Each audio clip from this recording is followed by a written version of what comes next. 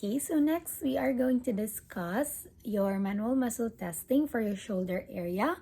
So first we are going to discuss our shoulder flexion. So remember, before we start the eye, we still have to do the briefing. We have to ask permission from the patient that we will be touching them. And then we have to build rapport to the patient and make sure that the patient is comfortable with the position. The patient does not feel any pain or any discomfort. Okay? So first with the shoulder flexion, we are going to start with your grade 3, remember? So, unlike the shoulder flexion sa ROM, for your MT, when you do the shoulder flexion, it's only up to 90 degrees. So, up to shoulder level only. Okay, when we do the MMT, for shoulder flexion, the patient is in a seated position. Okay, sit upright. Yes, the patient. And then right after, you can instruct the patient, "Sir or ma'am, kindly raise your arm forward up to shoulder level." Okay, and then the patient will do that. That is against gravity. Okay, that is grade 3 if it's full ROM. Now let's proceed to grade 4 and grade 5. You still have to do the same action, the same instruction, but this time, while the patient is moving, you give resistance over the distal humerus here. The resistance is going downward. Okay, downward. And then right after, you have to instruct the patient that, "Sir, ma'am, when you give the resistance, dili ka magpadala sa akong kusog or don't let me push your arms down." Okay?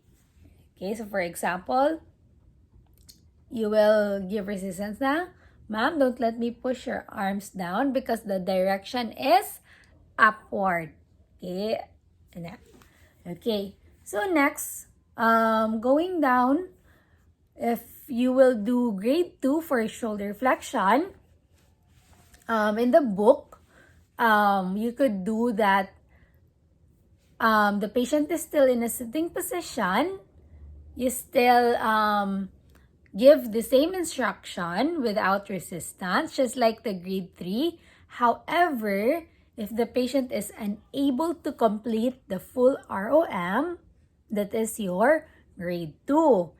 And for grade 1, there is no movement, but there is muscle contraction. And grade 0, there is no muscle contraction or no palpable muscle. Okay. Question. Miss, sa grade 2, the patient is still in a sitting position. Diba that is against gravity? Yes, that's correct. That is still against gravity. However, this time, we are testing if the patient is able to complete the full ROM. Okay? If partial lang, grade 2. However, an alternative testing for your grade 2 na shoulder flexion, you could let the patient be in a side-lying position with 90 degrees. 90 degrees ang knee. And then after patient is in a side-lying position, you could still ask if the patient is able to do shoulder flexion up to 90 degrees. Okay? Side-lying on the bed. Side-lying. And then shoulder flexion. That is an alternative testing for grade 2 shoulder flexion. Okay? Next, let's go to your shoulder extension. Okay, for your shoulder extension, let's start with grade 3. The patient is in a prone position. Patient is lying down on the bed, but in a prone position. Your shoulder extension, diba, remember, the movement? Okay, so for shoulder extension, you can instruct the patient to lift your arm as high as you can. And then you have to ask the patient if you hold it. Okay, that. And that is your grade 3. Patient is in a prone position. Now let's proceed to grade 4. Okay, grade 4 and 5. You could instruct the patient that diba, prone position, ma'am or sir, kindly raise your arms as high as possible. Don't let me, I will be giving resistance, don't let me push your arms down. Okay? It's still upward man siya na position. Okay. And then, you still have to give the resistance over the distal, over the olecranon process. Because it's posterior naman ka mag-give og resistance. Okay? So next, for your grades 2, 1, and 0. For your grades 2, 1, and 0, the patient is still in a prone position, but again, this is for grade 2. Patient is still in a prone position. If patient is unable to do shoulder extension in complete ROM, you could grade that 2. If the patient has palpable muscle, given the instruction, that is grade 1, and then 0 if there's no contraction, no palpable muscle. Okay. Alternative testing for shoulder extension for grades 2, 1, and 0, you could still ask the patient to do a side-lying position, and then you have to ask the patient to move your hands backward. Diba, side-lying? Move your hands backward, ma'am, sir. Kindly move your hands backward. And then, if the patient is able to complete full ROM, then that is grade 2. Also, during the muscle testing for shoulder extension, you have to stabilize the shoulder because there's tendency na during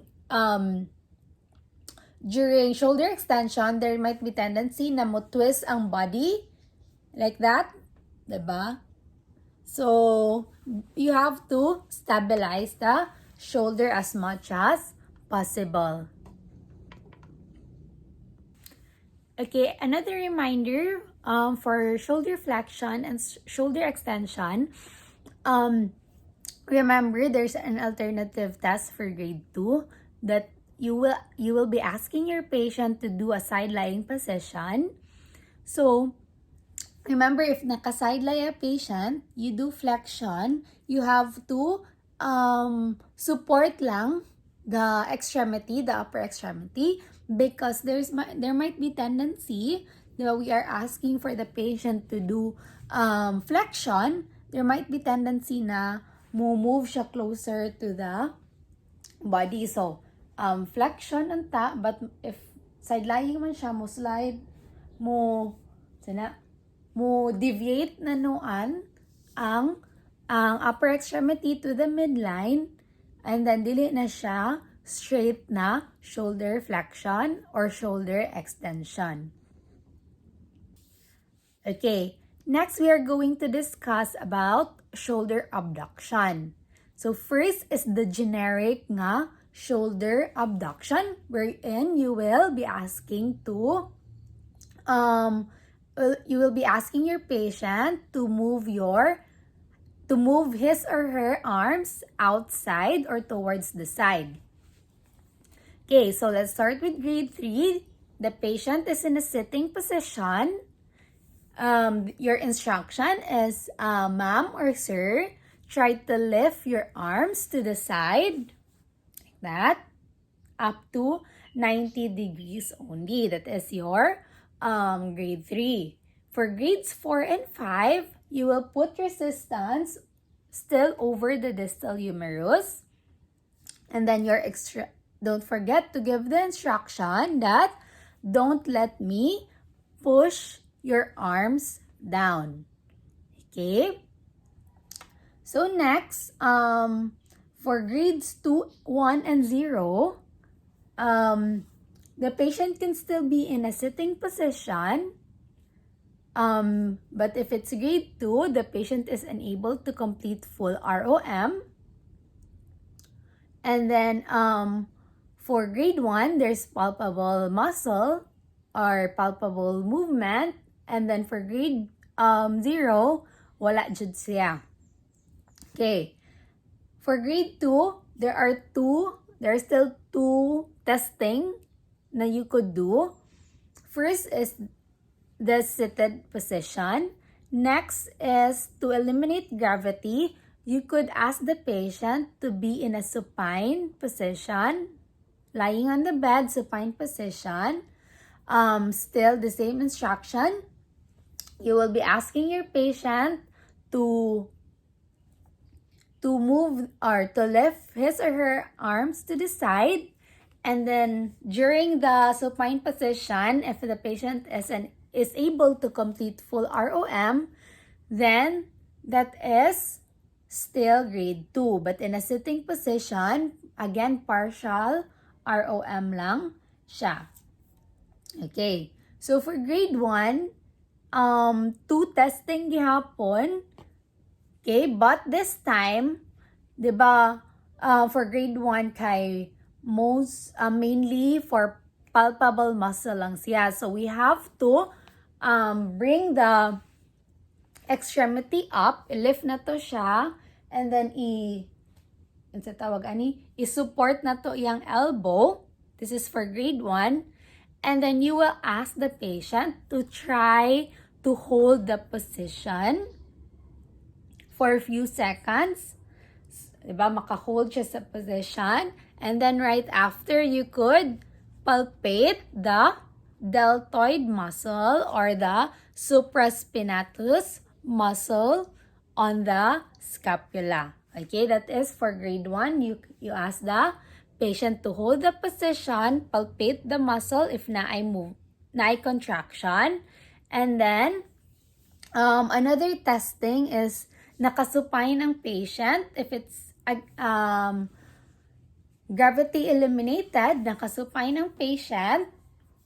And then right after, you will give the instruction to ask the patient to lift the arms to the side. And then, still the same, palpate the deltoid and the supraspinatus muscle. For grade 0, there is no contraction and there is no movement. Okay, that is for shoulder abduction.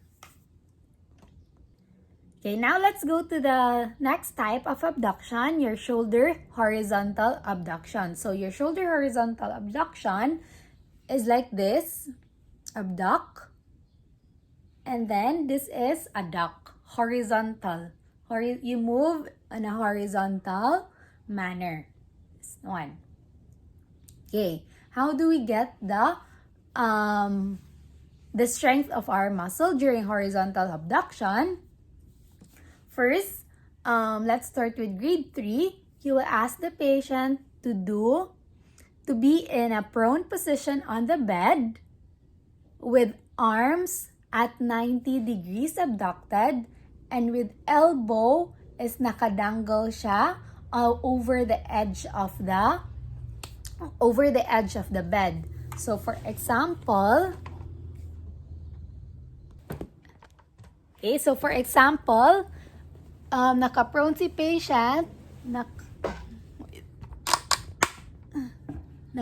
patient, horizontal abducted ang shoulder, and then elbow is pointing to the floor like that. Okay, so for your shoulder abduction, grade 3, patient is able to do that, but still you have to stabilize the shoulder. Kasi diba, if dili siya ka-stabilize, elevate siya or mo-twist na ang imong trunk. So, you have to stabilize here, do shoulder abduction.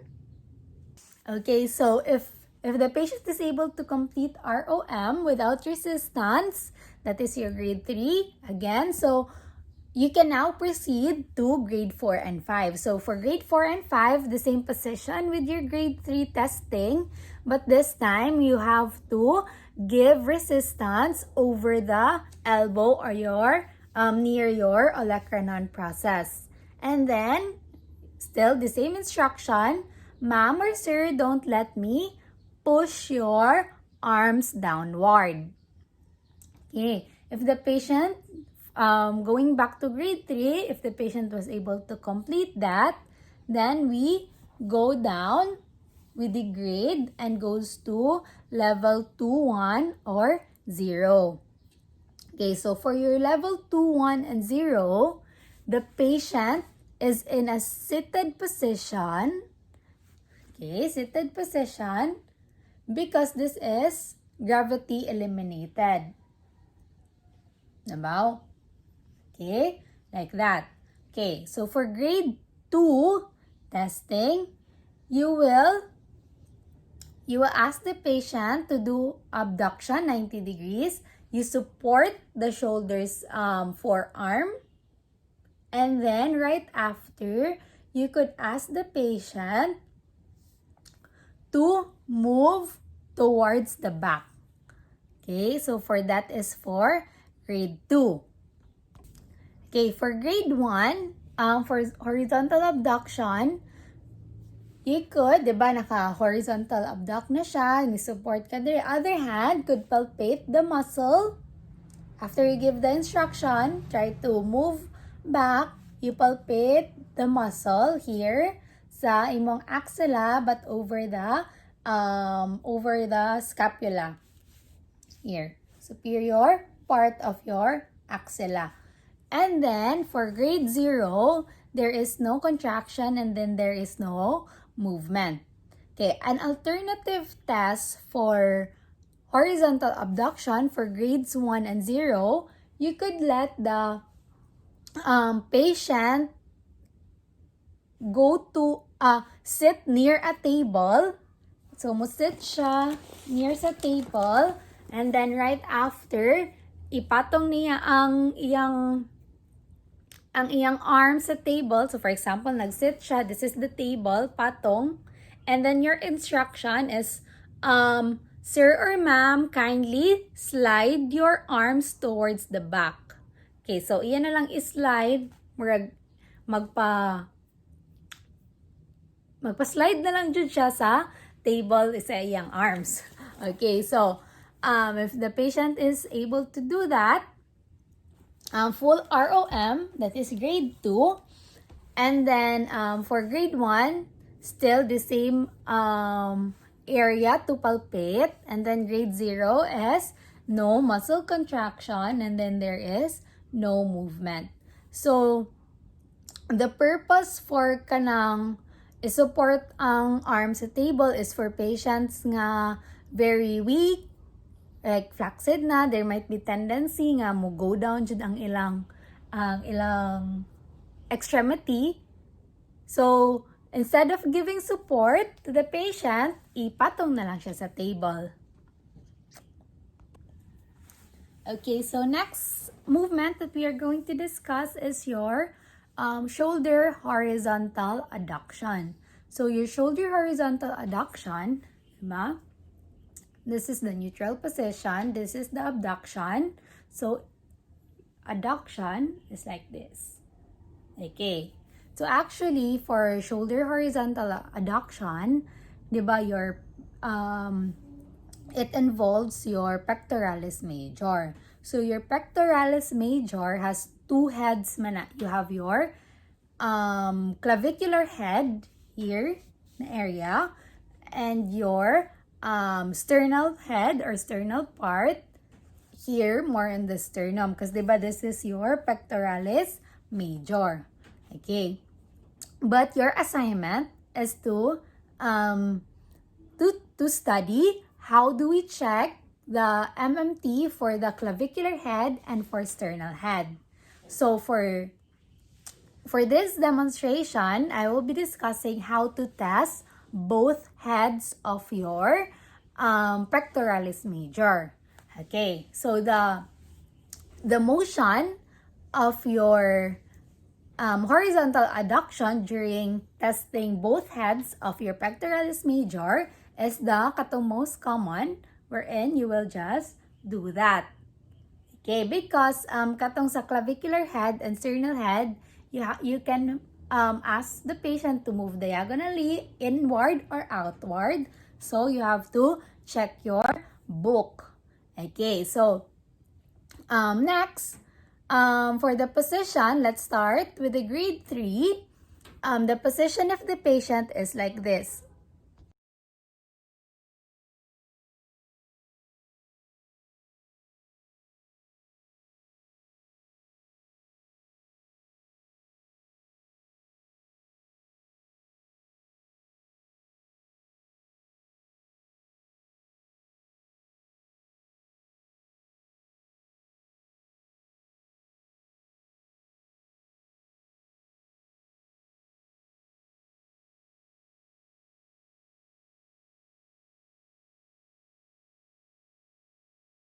Okay, for grades 4 and 5 for horizontal adduction, you can put resistance over your biceps. Okay, here, diba, movement siya towards the chest. While moving, give resistance that is going outward.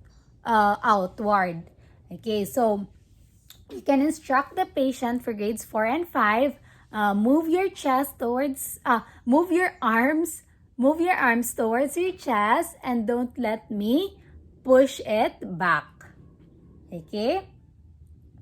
Next is your grade 4. You have to give moderate resistance. For grade 5, remember it's maximal resistance. Okay, next for grades 2, 1, and 0 for horizontal adduction, you could still ask the patient be in a supine position, the same with grade 3 na position. However, this time, you have to support the forearm of the patient during the execution of the movement.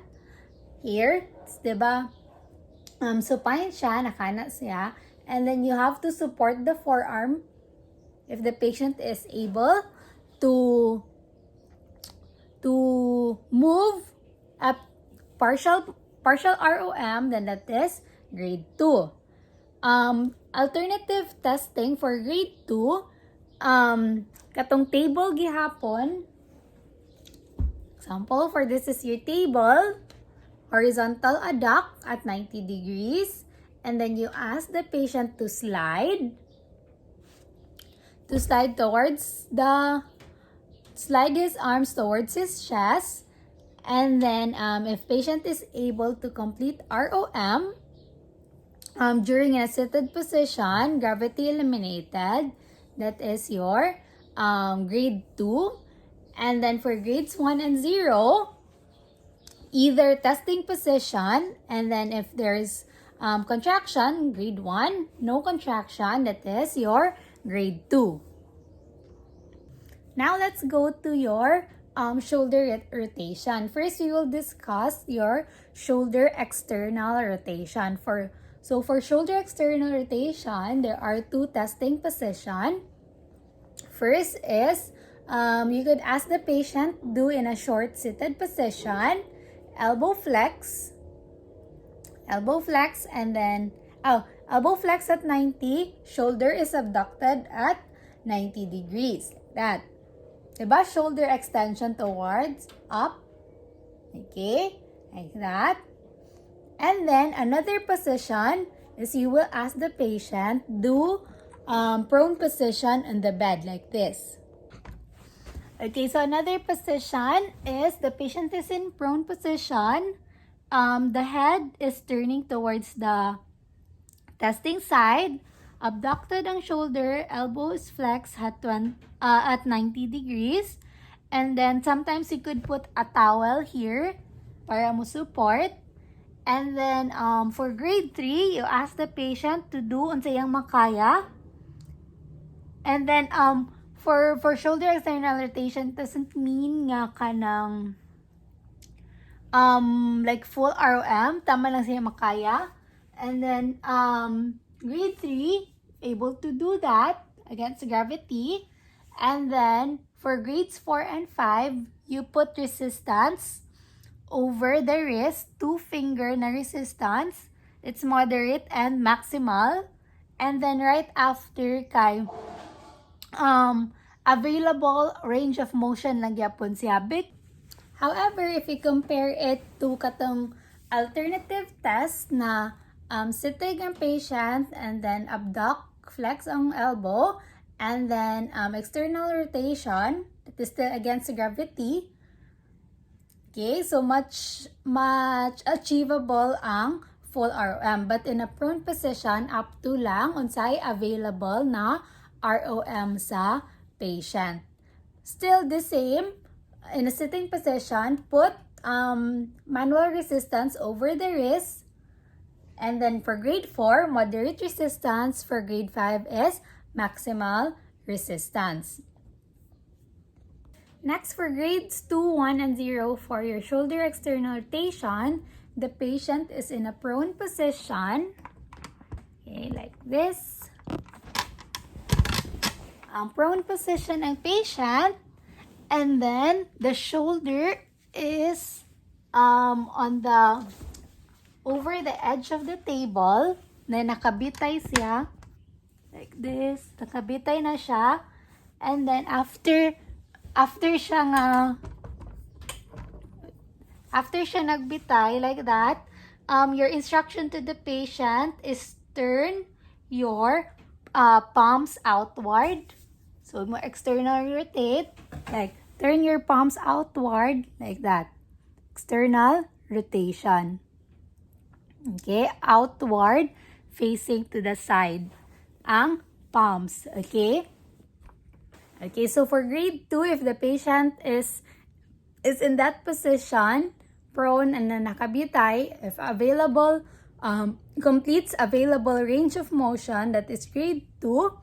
And then for grade 1, where you palpate, you will be palpating your infraspinatus and your teres minor. So your infraspinatus is over the body of the scapula, below the spine of the infraspinous fossa, and then your teres minor is on the inferior margin of the axilla along the axillary border of the scapula. Axillary border of the scapula, teres minor, infraspinous fossa, your the infraspinatus.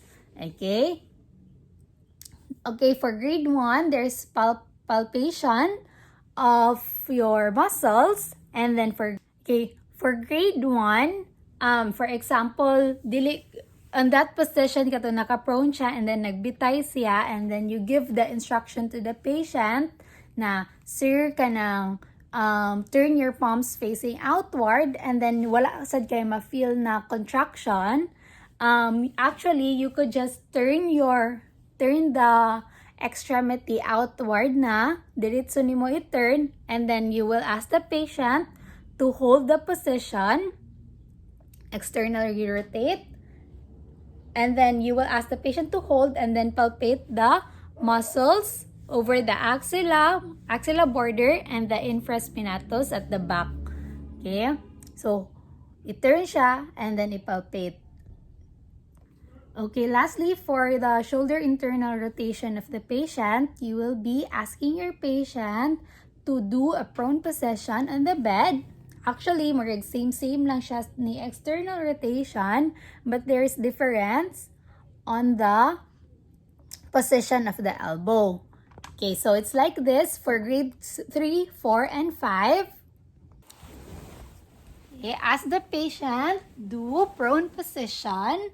But this time, di ba, remember, sa external rotation is more on abducted. Nagpatong lang si elbow sa bed and then flex at 90 degrees like that.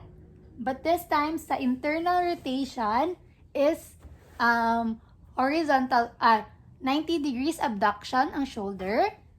But then, si elbow is magbitay siya sa bed. So, it's like this. Okay, so, bitay siya sa bed. And then, the motion is internal rotation. Internal rotation. External rotation, like that. Internal, bitay, up. Okay. Okay, so your instruction to the patient during shoulder internal rotation is, ma'am, sir, kindly move your forearm, di ba na to siya? Kindly move your forearm up and back, And if patient is able to complete available range of motion, that is your grade 3. For grades 4 and 5, your resistance will be over the wrist gihapon, but this time on the palmar side, here. Okay? Here. Okay, here and that.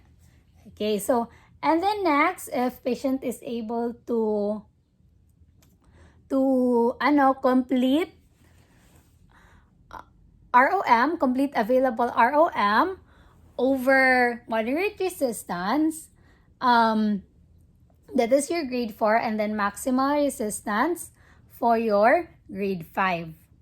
Okay. Okay, so for grades 2, 1, and 0, for your shoulder internal rotation, the same gyapon with the position during the external rotation, wherein the patient is in a prone position, nagbitay ang upper extremity over the edge of the table. The palms are in neutral position, and then elbow is extended. So, nagbitay siya sa bed. And then, you will ask the patient to turn your arms so that the palms must be away from the table. Okay? So, internal rotation like that. So, this is your external rotation. Okay? Internal, external. Okay, so for your grading, if patient is able to complete available range of motion in a gravity eliminated position, that is your grade 2. For grade 1, palpable contraction, of course. And then for grade 0, there is no palpable movement or no palpable contraction. So, during palpation, you must find the tendon of your subscapularis. Okay, for internal rotation, your subscapularis in the central area of your axilla. So, internal rotation, you have to find it here. Okay? If ever there might be kanang difficulty in palpating, try to stabilize the arm para mas mapalpate because these type of muscles manggod medyo deep siya. Okay? Okay. Okay, so that's it for our shoulder manual muscle testing. And then if you have questions still, you can still contact me.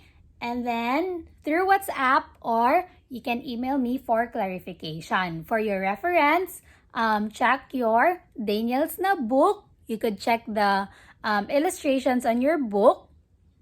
So you could practice at home for mastery for your practicals. Okay, thank you.